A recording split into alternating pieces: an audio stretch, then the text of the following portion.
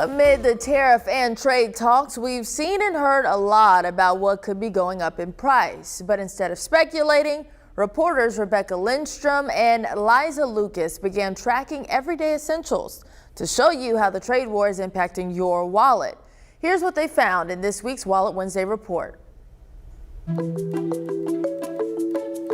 More than 100 products price checked before the tariffs went into effect and now. Some people say they're feeling the pinch. Moving up a little bit slowly, it's creeping. Just when I'm shopping online, they just got a little bit of an increase.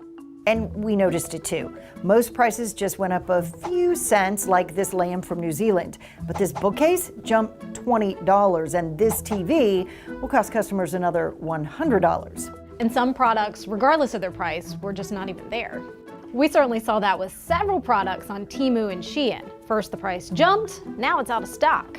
I was tracking Colgate toothpaste. First it was out of stock, then when it was back, it was more expensive, actually $1 more. Right now, 16% of the products we're tracking have either gone up in price or are not available. And I think that's one of the biggest impacts, is that the start and stop and start and stop nature of these policies are making it impossible for companies to actually forecast what their costs are going to be.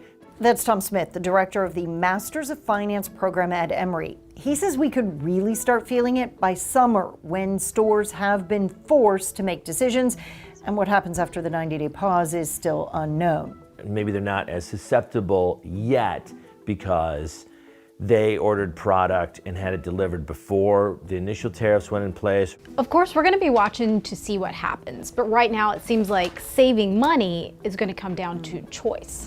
Several of the Colombian coffees we're tracking have gone up in price, but you can switch to save.